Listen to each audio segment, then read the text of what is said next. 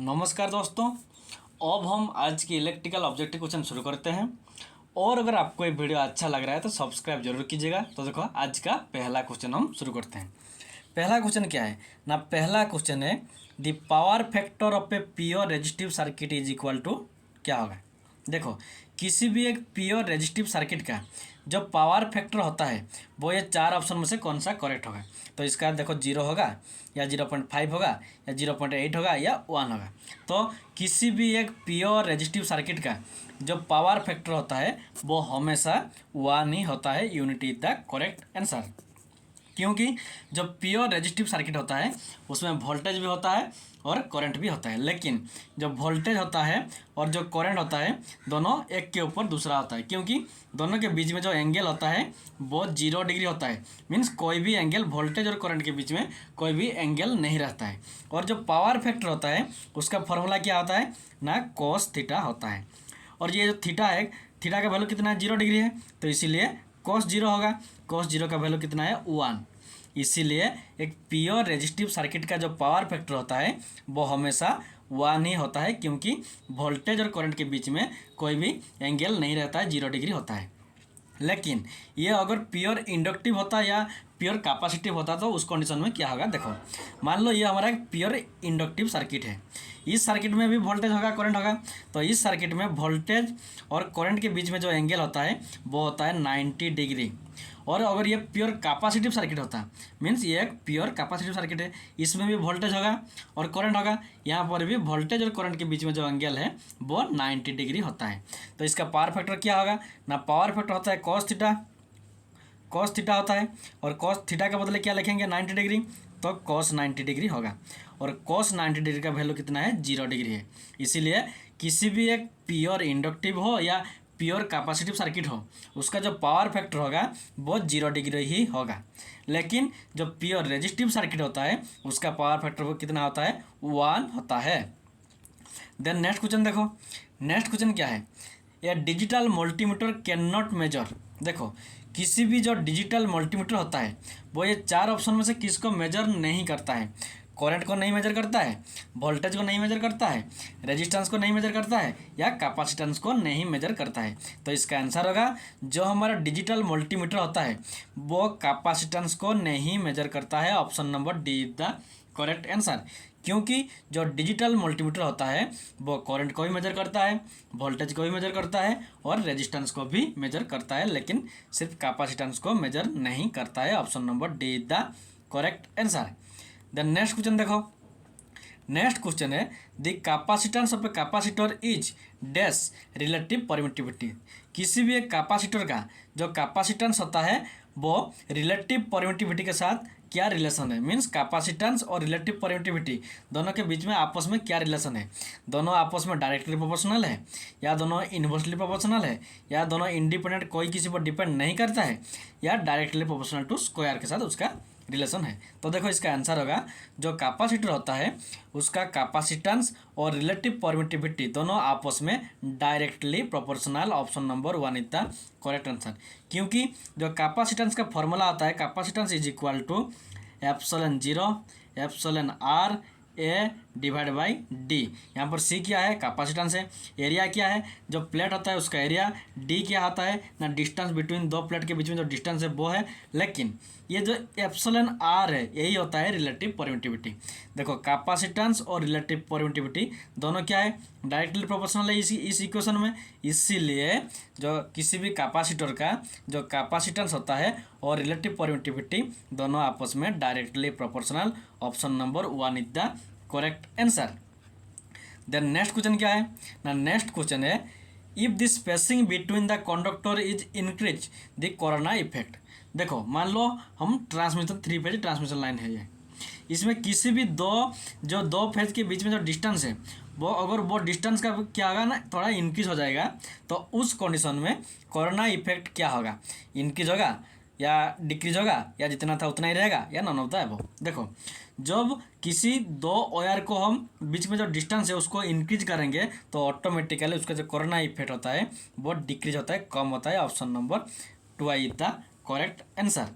Then next question देखो, next question क्या है, यह टर्बो अल्टरनेटर यूजेस। देखो जो टर्बो अल्टरनेटर होता है वो ये चार ऑप्शन में से किसको यूज करता है, साइलेंट पोल को यूज करता है, या नॉन साइलेंट पोल को यूज करता है, या रोटेटिंग एसी आर्मेचर वाइंडिंग को यूज करता है, या नॉन ऑफ द अबव। तो देखो जो टर्बो अल्टरनेटर होता है वो हमेशा नॉन साइलेंट पोल फील्ड स्ट्रक्चर को ही यूज करता है। Option number 2 is the correct answer, क्योंकि जो टर्बो अल्टरनेटर होता है वो हाईएस्ट स्पीड में घूमता है। कितना हाईएस्ट स्पीड में, देखो एक फॉर्मूला है, speed equal to 120 into frequency divide by pole, means P means pole है। अगर पोल का वैल्यू जितना ज़्यादा होगा स्पीड का वैल्यू उतना ही क्या होगा, कम होगा, और स्पीड का वैल्यू जितना ज़्यादा होगा पोल का वैल्यू उतना कम होगा। तो अगर ये जो टर्बो अल्टरनेटर है ये इसका स्पीड क्या है, मैक्सिमम है, सबसे ज़्यादा, मीन्स अगर एन का वैल्यू ज़्यादा होगा तो पोल का वैल्यू सबसे कम होना चाहिए। तो इसीलिए जो टर्बो अल्टरनेटर होता है वो दो पोल, उसका पोल कितना होता है, 2 होता है, और नॉन साइलेंट पोल का भी 2 होता है। लेकिन जो साइलेंट पोल होता है वो उसका स्पीड थोड़ा कम होता है, इसका पोल 8 पोल होता है। तो ज़्यादा पोल है मीन्स स्पीड कम होगा, क्योंकि ये पोल और स्पीड दोनों आपस में इन्वर्सली प्रोपोर्शनल है। इसीलिए क्या होगा ना, option number 2 is the correct answer.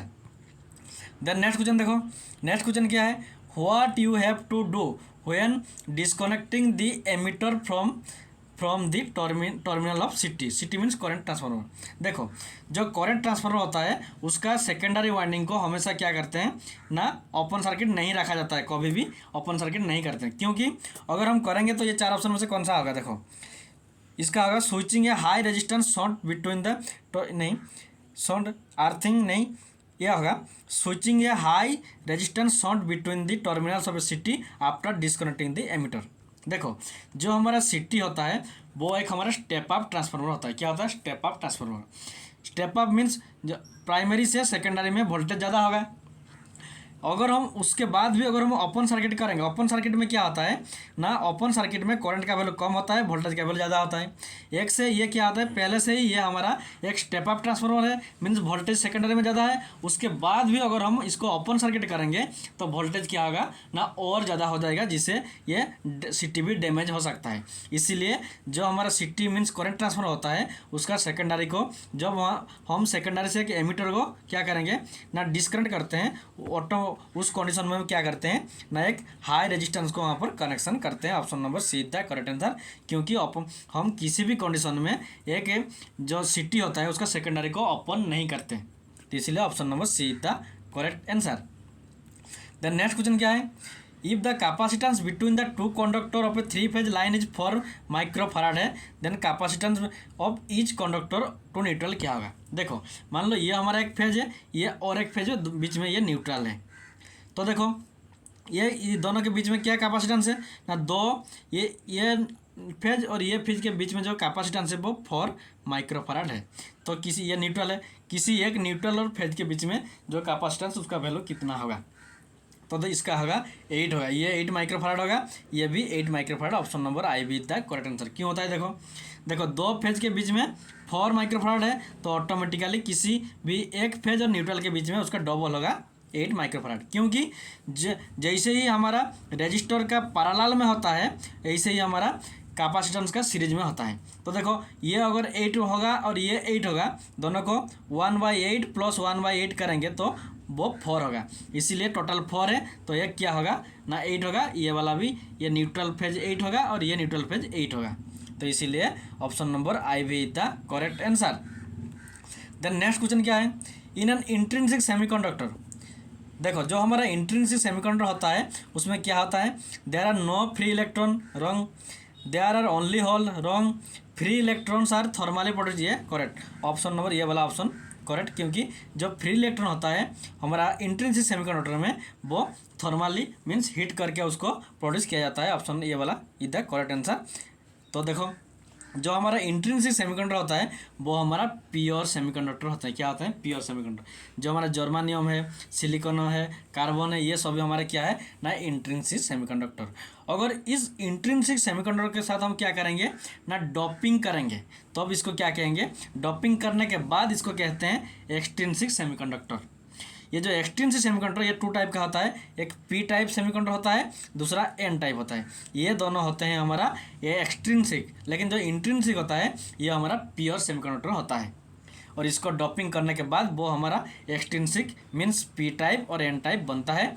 इसका आंसर क्या होगा ना, जो इंट्रिंसिक सेमीकंडक्टर होता है उसमें जो फ्री इलेक्ट्रॉन होता है वो प्रोड्यूस होता है कि कैसे ना, थर्मल हीट करके उसको प्रोड्यूस किया जाता है। ये वाला option is the correct answer. Then next question क्या है, the reciprocal of frequency is known as. देखो फ्रीक्वेंसी का रेसिप्रोकल क्या होगा, टाइम पीरियड होगा या एम्पलीट्यूड होगा या टाइम कांस्टेंट होगा या रिजोनेंस होगा। देखो फ्रीक्वेंसी इक्वल टू क्या होता है 1/t। देखो ये टाइम पीरियड और फ्रीक्वेंसी दोनों आपस में क्या है ना, रेसिप्रोकल है, तो इसीलिए option number A is the correct answer. तो फ्रीक्वेंसी क्या होता है, मान लो ये हमारा एक वेव फॉर्म है, ये वेव फॉर्म है, ये पॉजिटिव हाफ है, ये नेगेटिव हाफ है, ये फिर पॉजिटिव ये फिर नेगेटिव। तो एक पॉजिटिव और एक नेगेटिव को मिलाकर क्या होता है ना, 1 साइकिल होता है। तो एक सेकेंड में 1 सेकेंड सिंगल सेकेंड में जितना साइकिल कंप्लीट होगा, मीन्स एक पॉजिटिव और एक नेगेटिव को मिलाकर एक साइकिल बनता है। तो एक सेकेंड में जितना साइकिल कंप्लीट होगा उसको क्या कहते हैं ना, फ्रीक्वेंसी कहते हैं। तो हमारा जो एसी होता है, एसी सोर्स होता है, उसका फ्रीक्वेंसी कितना है, फ्रीक्वेंसी इक्वल टू होता है 50 हर्ट्ज। मीन्स 1 सेकेंड में ये 1 पॉजिटिव 1 नेगेटिव ये एक साइकिल हो गया, ऐसे ही 50 साइकिल कंप्लीट करता है। इसलिए हम क्या कहते हैं ना, इंडियन स्टैंडर्ड में एसी जो होता है उसका हर्ट्ज कितना आता है 50 हर्ट्ज, क्योंकि 1 सेकेंड में ये 50 पॉजिटिव हाफ साइकिल और 50 नेगेटिव हाफ साइकिल को कवर करता है। और ये जो टाइम पीरियड होता है ये इन्वर्सली प्रोपोर्शनल होता है फ्रीक्वेंसी के साथ। तो option number A is the correct answer. The next question क्या है, for decreasing the capacity of A parallel plate capacitor. देखो जो हमारा किसी एक पैरेलल प्लेट कैपेसिटर होता है उसका कैपेसिटी को हमें डिक्रीज करना है, कम करना है। तो ये 4 ऑप्शन में से हम कैसे कौन सा करेक्ट होगा। देखो पहले जो कैपेसिटर होता है वो हमारा 2 कंडक्टर होता है, उसके बीच में इंसुलेटर होता है, ऐसे ही हमारा कैपेसिटर बनता है। लेकिन क्वेश्चन में क्या है, ये जो कैपेसिटर है इसका कैपेसिटी को हमें कम करना है, डिक्रीज करना है। तो ये 4 ऑप्शन में से कौन सा करेक्ट होगा। Dielectric field between the 2 plate, ये जो 2 प्लेट है दोनों के बीच में हम डाइलेक्ट्रिक फील्ड करेंगे, या distance between the 2 plate is decrease. ये जो 2 प्लेट है दोनों के बीच में जो डिस्टेंस है इसको कम करेंगे, या दोनों के बीच में जो डिस्टेंस है उसको इंक्रीज ज़्यादा करेंगे, या area of the plate increase. ये एक प्लेट है और ये एक प्लेट है, दोनों का जो एरिया होता है उसको हम ज़्यादा करेंगे। तो इसका आंसर होगा, जब हमें किसी भी एक पैरेलल प्लेट कैपेसिटर का जो कैपेसिटी होता है उसको कम करना होगा तो हम क्या करेंगे ना, ये जो 2 प्लेट के बीच में जो डिस्टेंस है उसको इंक्रीज करेंगे। Option number C, distance between the 2 plate is increase. क्योंकि जो कैपेसिटेंस होता है उसको फॉर्मूला क्या है ना, ε0 εr/A/d। यहाँ पर d क्या है ना, डिस्टेंस बिटवीन दी 2 प्लेट, और c क्या है कैपेसिटेंस। तो यहाँ पर दोनों आपस में इन्वर्सली प्रोपोर्शनल। मीन्स अगर c का वैल्यू ज़्यादा होगा, कैपेसिटेंस का वैल्यू ज़्यादा होगा तो distance means d is decrease कम होगा। अगर c का वैल्यू कैपेसिटेंस कम करना होगा तो d का वैल्यू ज़्यादा करना होगा। लेकिन क्वेश्चन में क्या है ना, क्वेश्चन में है पैरेलल प्लेट कैपेसिटर का जो कैपेसिटी है उसको कम करना होगा, मीन्स c का वैल्यू कम करना होगा। तो ऑटोमेटिकली ये जो d है डिस्टेंस बिटवीन द 2 प्लेट इसको इंक्रीज करना होगा, क्योंकि दोनों आपस में इन्वर्सली प्रोपोर्शनल। इसलिए option number C is the correct answer. और आज के लिए इतना ही। Thanks for watching.